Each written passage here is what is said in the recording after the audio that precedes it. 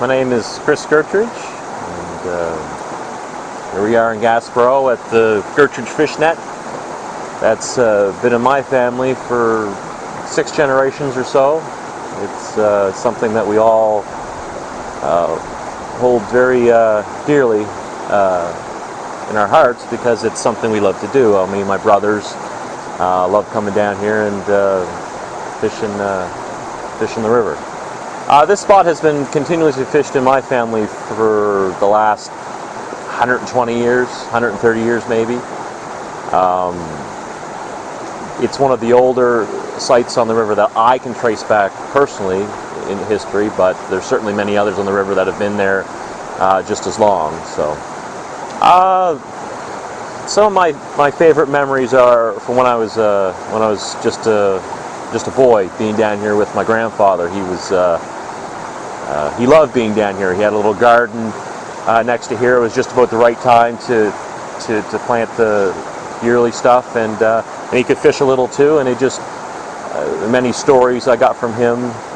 Learned a lot about history, and I think it's where I began to develop my love for history itself. So that photo I have, I actually found at a flea market here during the winter, and that photo was taken in 1893 by a photographer from Dartmouth. So he would have made the trip up here, I assume, by the train to Wolfville, and then from Wolfville a carriage over here to take a photo of this operation, of this fishery. And for it to even exist is almost a miracle, because the history of the fishery isn't well documented. It is some, but not as much as I'd like to see. So to have that photo, to look back and say, look, they were doing this in 1893, not commercially like it is today, but more as a source for food.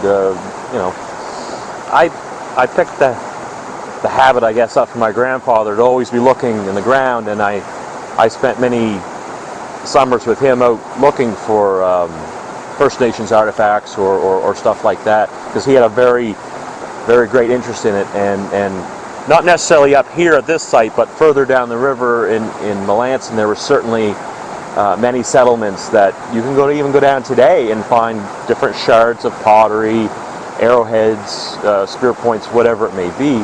And I still go down every year to see if I might be able to find something or pick something up. It brings back a lot of good memories, because this fish was important to them as well as it is to us today. It was a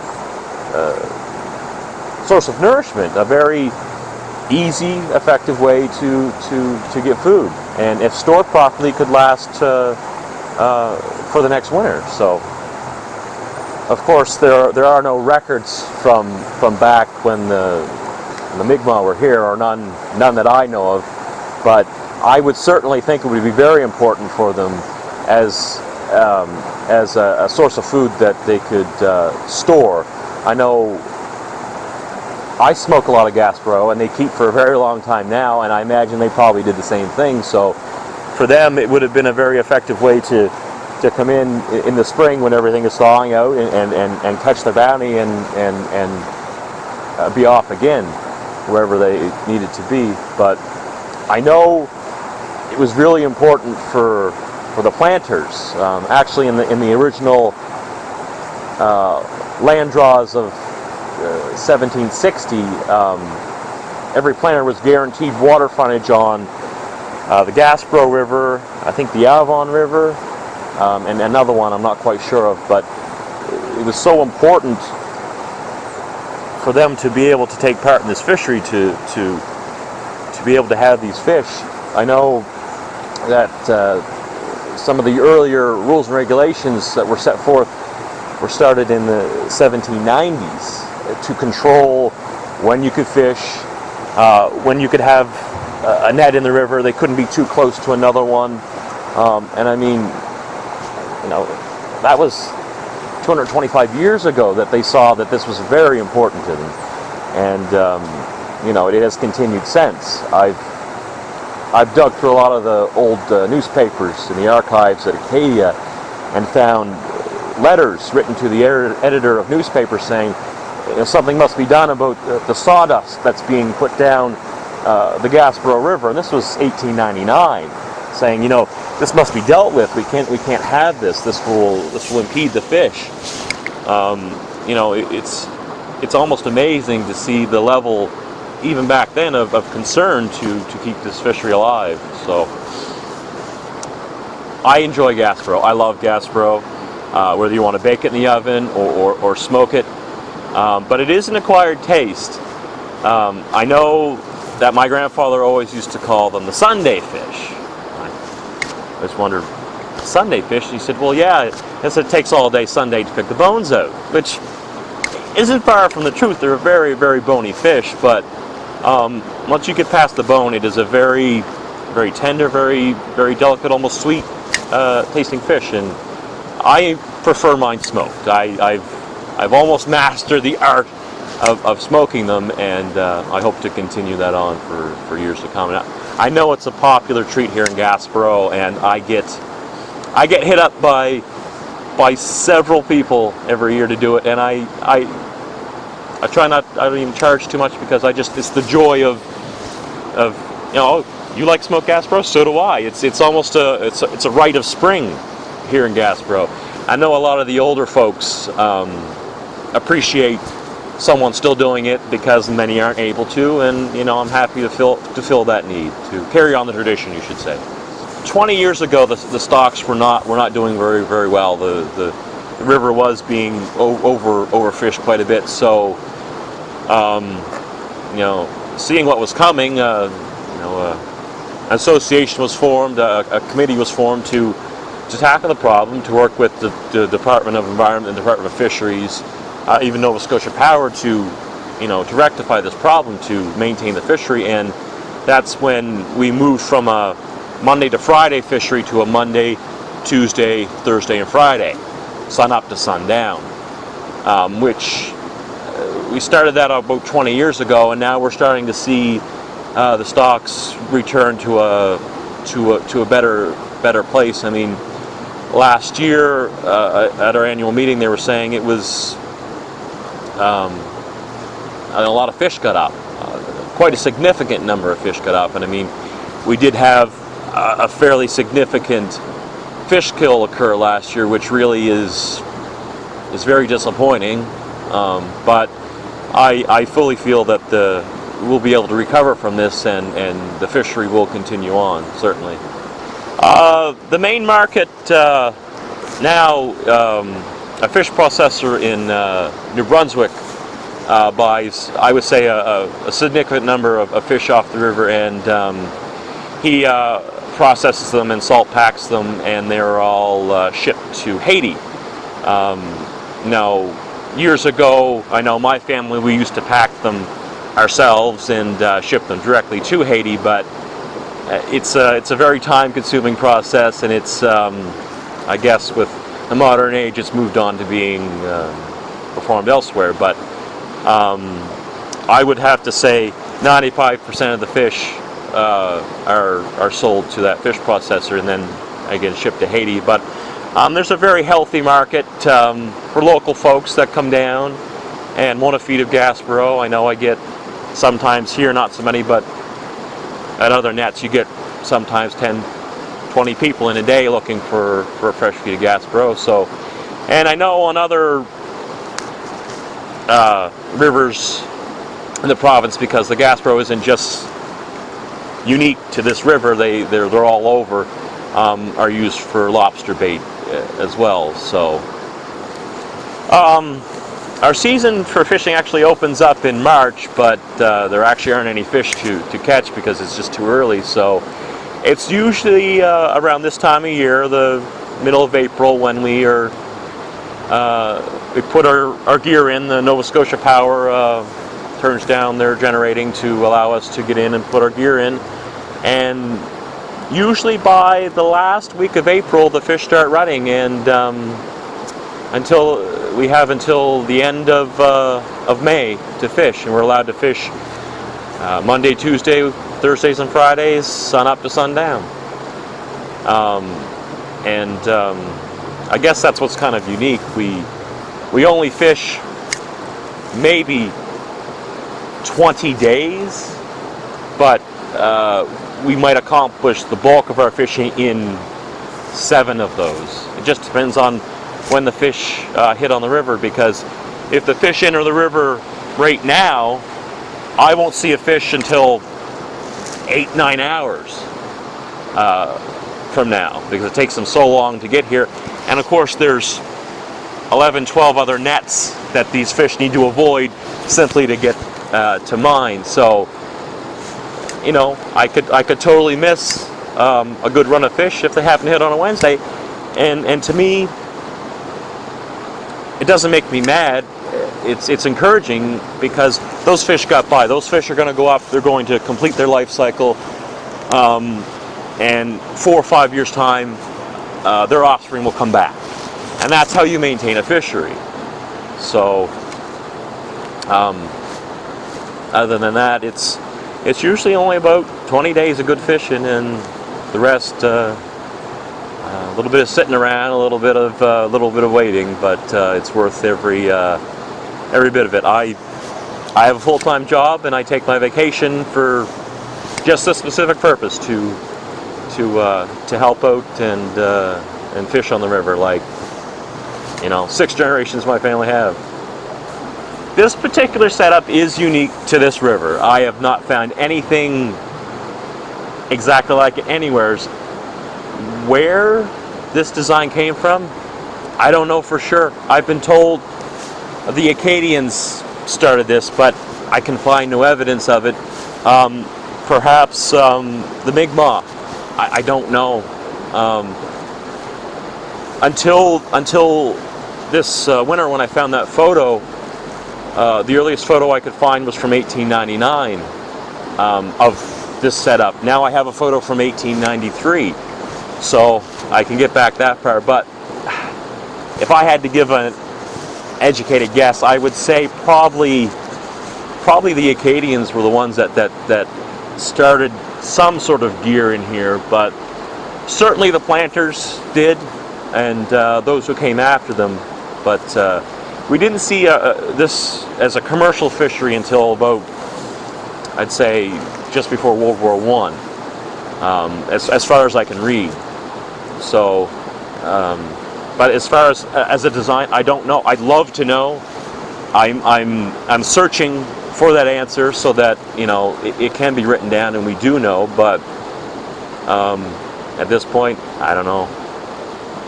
The technology has not changed much.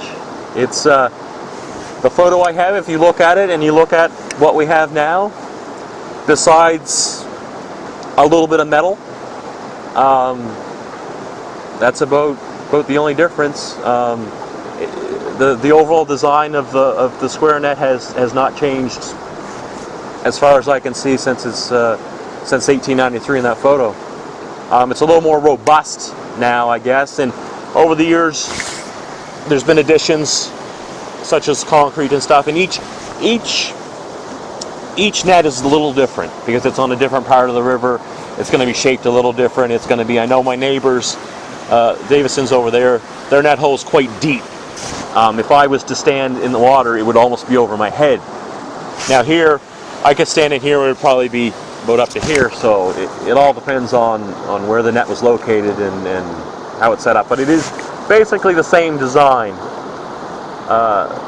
Now I know, for me, if I'm at another net, if I'm at the net across the river, I'm hesitant to jump it, because while it's the same thing as this, it's a mirror image.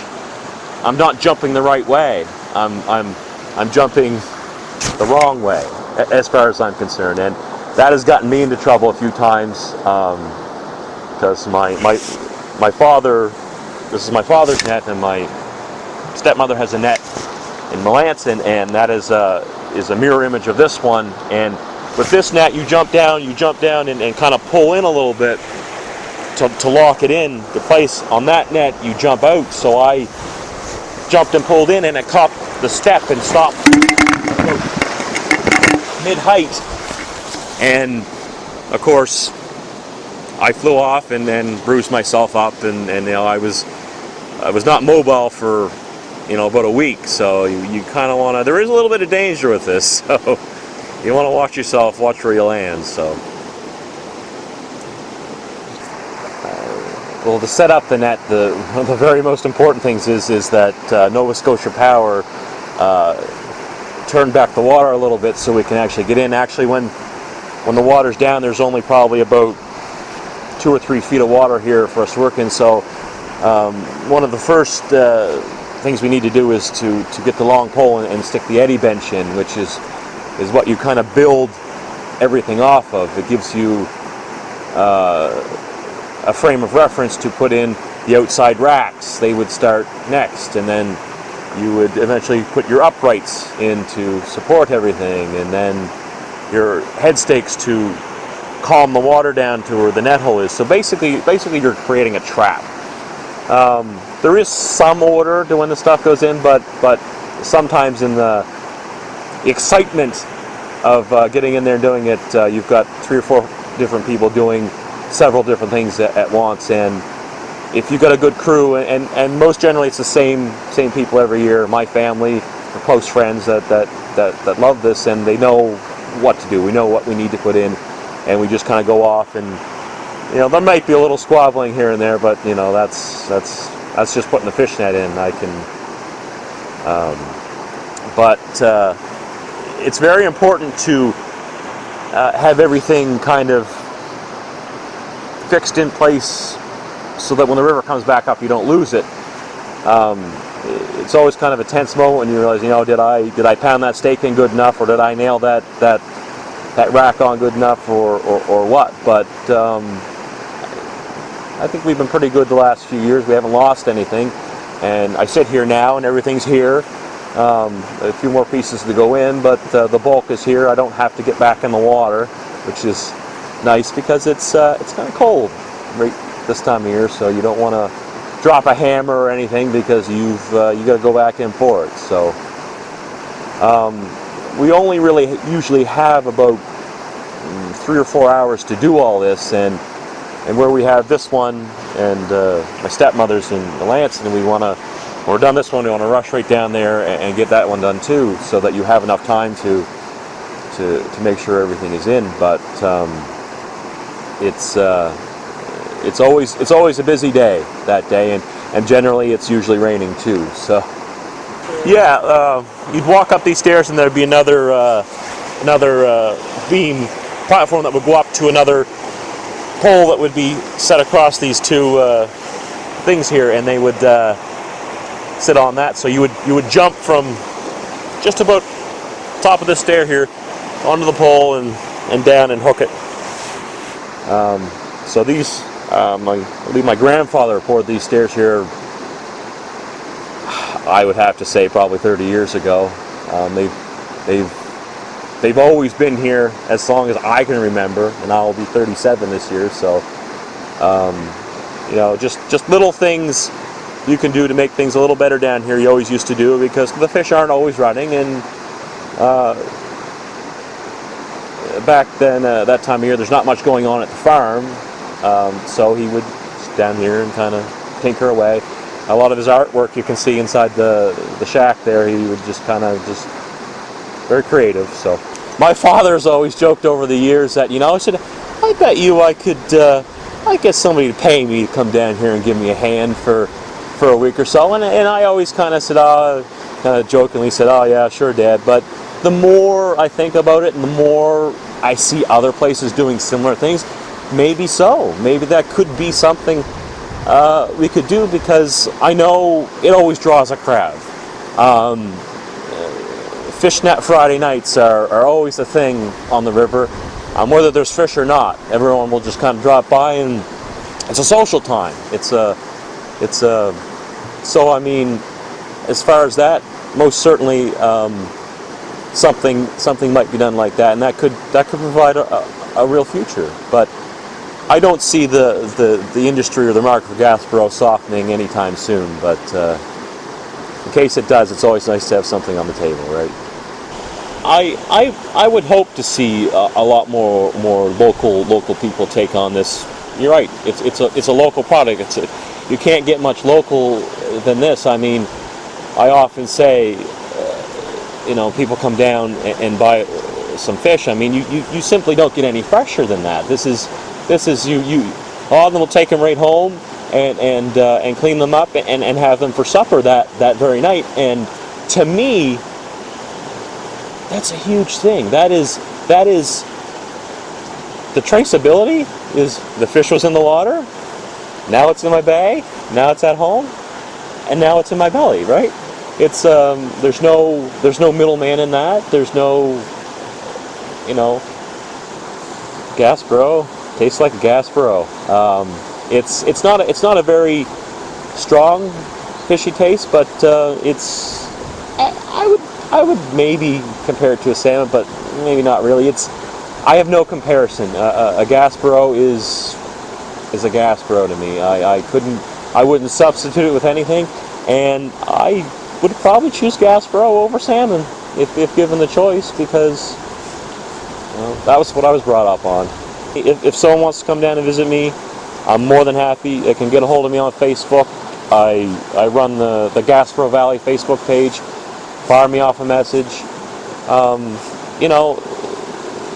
This is so unique. I want to share it with everybody, and certainly if a group wanted to come down and check it out, I'd be more than happy to facilitate that. So there could very well be a tie-in with the fish and the wine. I mean, I certainly hope so.